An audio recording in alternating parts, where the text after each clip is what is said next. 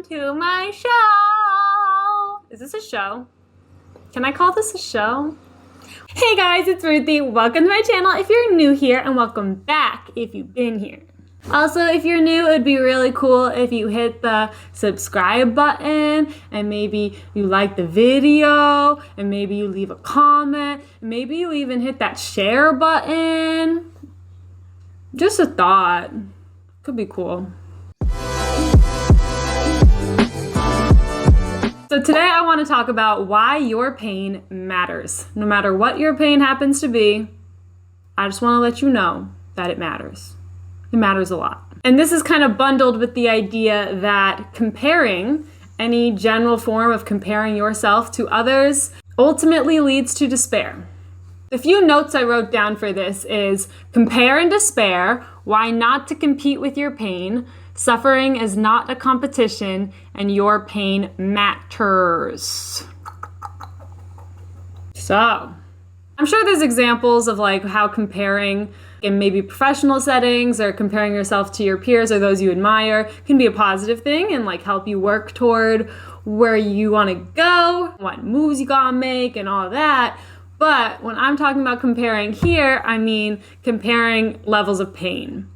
And this is a very relevant thing for me. I'm sure everyone has experienced this to some extent in their own lives, but I'm sure you experience this a little bit more if you've had serious health issues, if you have a chronic illness, and all that fun stuff. So what I witness a lot of is people who start to tell me about something painful that's happened to them or something tough that they're moving through, and they immediately will belittle their own pain because they're like, oh, well, like, it's nothing like what you had, or I don't have a chronic illness, I don't have anything nearly as bad as what you had, but I had this. So before I even respond, before I even say anything or give any sort of feedback, they're already assuming that I'm going to be thinking, well, that's nothing compared to what I've had.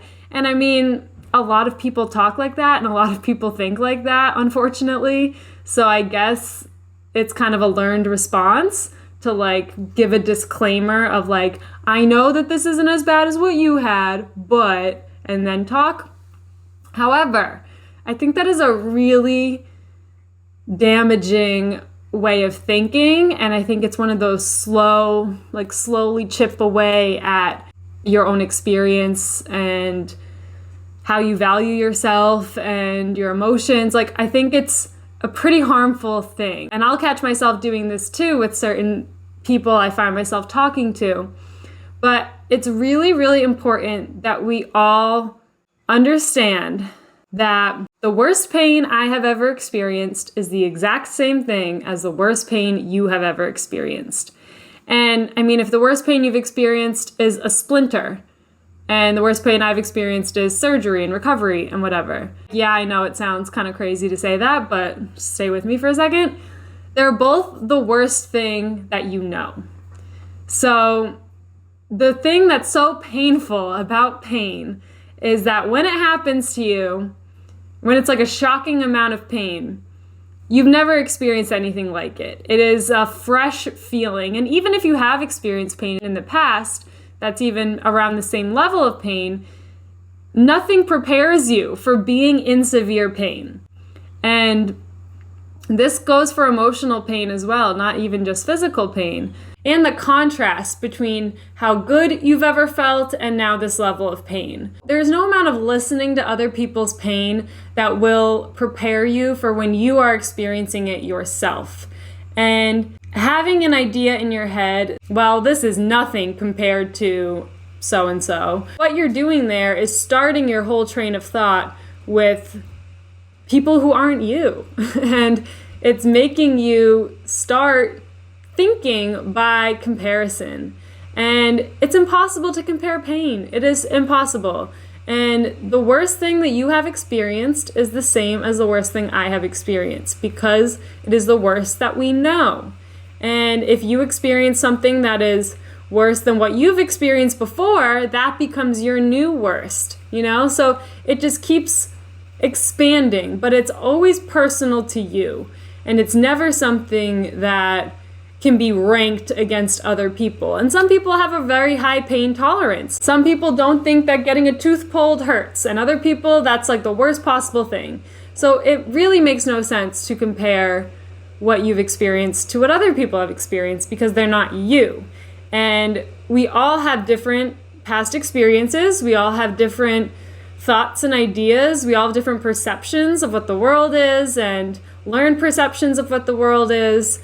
And these are all factors that come into play when you are in pain and when you are determining how bad something hurts. And again, this can be emotional too. So if you're going through a breakup, like that is an emotional pain that can feel very physical. And I think there actually is research that it is physical, like heartbreak is a physical thing. So it's a deep pain. And who's to say that that is worse or better than someone whose dog passed away, you know? Like these things, there's no comparing them. There is no comparing that can be done when it comes to experiences, because we are all so different. I think it's something that might feel productive for us, and I think when we're in situations where we are sharing our experience, creating something or doing something to express the pain that we've had or what our past experiences have been, it's really natural to think about what the response is going to be to that. And it's natural, I think, also, especially in this climate where cancel culture and like people are just kind of happy to jump down your throat and mention what you'd said that was wrong and how you should apologize, all that shit. I think in an environment like this, it really encourages us to give those disclaimers. But what's really wrong about that is when it trickles into our own self-talk. And like when we are alone and we are in pain, and then we're telling ourselves that it's nothing though, like we should feel, it's a lot of should feelings too. It's a lot of like, well, I should feel more grateful because at least I'm not in the amount of pain that I saw that person was in, or whatever. This ultimately just leads to more and more suffering. Like a lot of the things that we do, a lot of the mind circles that we get caught in really just prolong our suffering. And I don't know, at least I can say from the experience that I've had, that I don't know if we'll ever get out of mind circles. I think, and I guess, I don't know if I've never heard other people call it mind circles, but that's what it feels like in my head. Just those thought patterns. It's probably thought patterns that repeat and just don't really seem to have an end to it. I think mind circles. I think the only way that you really get out of that is to just notice when you're in it. And I don't know if we'll ever not fall back into these patterns of thinking that might be harmful to us. But I think it's like a habit. It's like a bad habit. And we just have to catch ourselves when we are starting to have those repeating phrases in our head of like, mine's not that bad, or mine's not as bad as yours. And even if you think that's true, even if you know that to be true, don't say it. You know, let your pain stand on its own, and remember how it is impossible to compare these things. So simply by bringing up another person's pain in your story, it's not relevant. And I think we have been really conditioned to believe that it is relevant, and that we are always in a competition, and that we're competing all the time, especially for like attention and for raises, for things like it's just so ingrained in our culture. And even when you think about like in starting from a very young age in school of like being ranked of like who's the smartest kid in the school, like what number are you, like all of that, it just encourages competition. And this seeps into so many areas of our lives and of our brain. And just even when we're dead alone, we'll find ourselves comparing how we feel to how another person feels. And obviously, as I say, I think in every video, it's enhanced by social media and by scrolling on the thing and seeing someone happy and saying, well, well, I'm not that happy, or whatever thoughts come up for all that. And it's exhausting. It requires so much mental energy. It doesn't give you anything in return. When you compare yourself and your experiences and belittle your own pain or belittle your own experiences or belittle yourself by looking at someone else or something else and seeing that they're different or they're better or they're worse or whatever, it's what's the word I'm looking for? There's no end to that game, and there will never be a winner.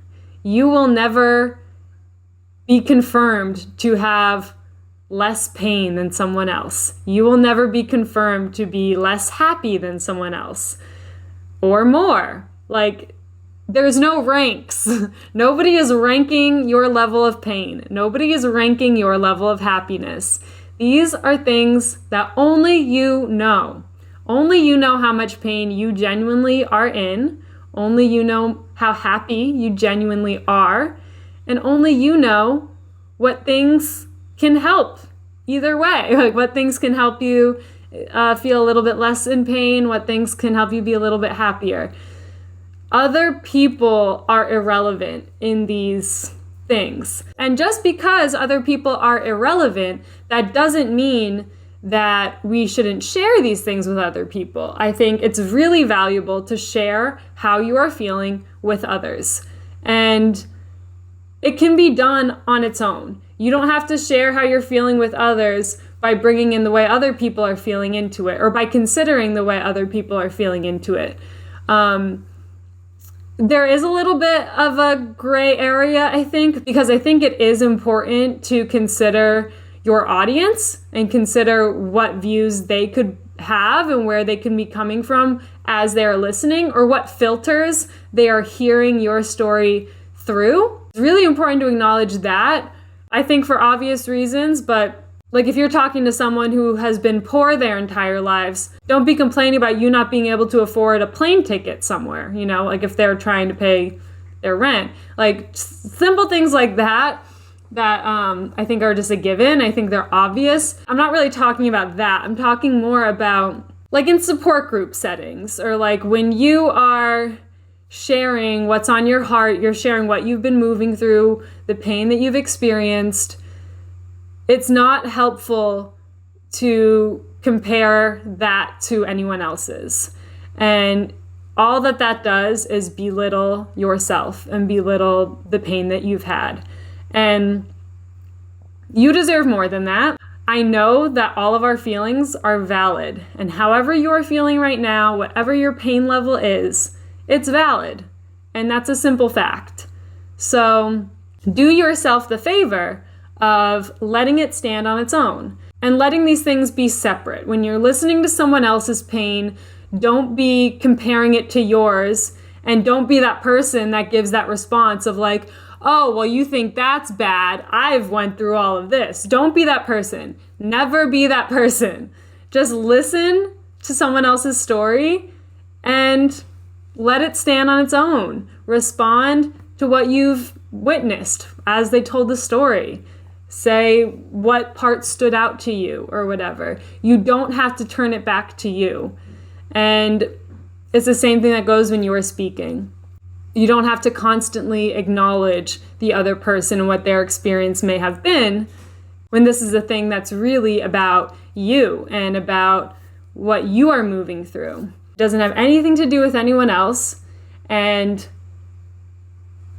hopefully the person you are speaking these things to is a good listener and can just be there and hold that space for you and isn't going to come back with a, well, blah, blah, blah. And if that's the case, if you are ever in conversation with people who are like that, because I know they're out there, I wouldn't be making this video if they weren't out there, don't give that any of your energy, I would say. I would say just let them say their little part, let them have their pity party, and move on. Say you gotta go, like, come up with an excuse to get out of that conversation. I don't have any energy for people like that in my life. the people who every time you have something to say, they just bring it right back to them. Even though I'm sure that I do that to some extent, which is probably why it bothers me so much. But I try actively to not do that. So I guess the only times that I would do that is when I'm tired or when I'm just not catching myself, because it is something I have to try actively to do. And maybe you're someone who is like a good listener naturally and very empathetic. But I know that these are, and even if you are that way, I know these are things that you can strengthen just by being aware of it. And just by taking some time when you're in conversation with someone else to actively listen and to not bring it back to you, to not think about how this reflects in your life or how you can, don't do all like the me things. Be there for the person who is speaking, listen to the person who is speaking, and you will receive the same in return. And this is a great example of put out the energy that you want to receive. If you are going around and constantly turning things back to you and telling people how what they've experienced isn't anything because look what I've experienced, guess what? You're going to run into a lot of that. When you go to tell your stories to people, they're going to do the same thing back to you because everything's a mirror. We're all just looking in mirrors, talking to mirrors all the time. So yeah, give the energy that you want to get back. I mean, that's such an old saying, but sometimes it just hits different. So yeah, your suffering is not a competition. There is no competition that isn't suffering. Just don't do it. Just erase that idea from the rotation of ideas. And you do that just by noticing when it's there and gently pushing it to the side, saying delete. So yeah, this is a quick video today. I just wanted to have this kind of stand alone because I think it's a very important topic. So I hope this was helpful to you. I hope that this gave you maybe another little viewpoint on comparison and how detrimental that is, especially when it comes to our pain.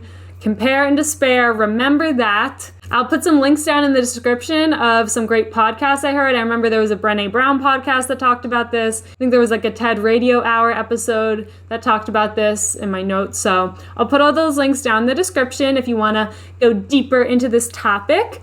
And yeah, as always, feel free to reach out to me with any sort of questions or comments. I do have this new thing called a speak pipe going on where you can just leave me a voice message if you're interested. And I may or may not play it here and respond to it in a future video.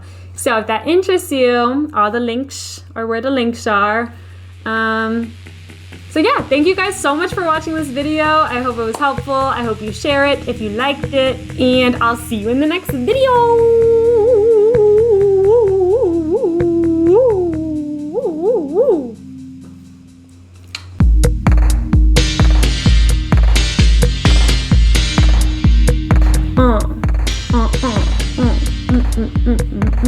Is this a good way to disguise greasy hair? Is this a look, or is this just grease?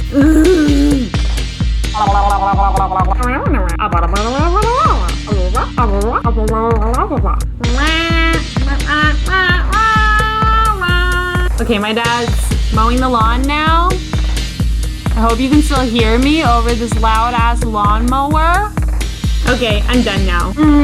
Bye.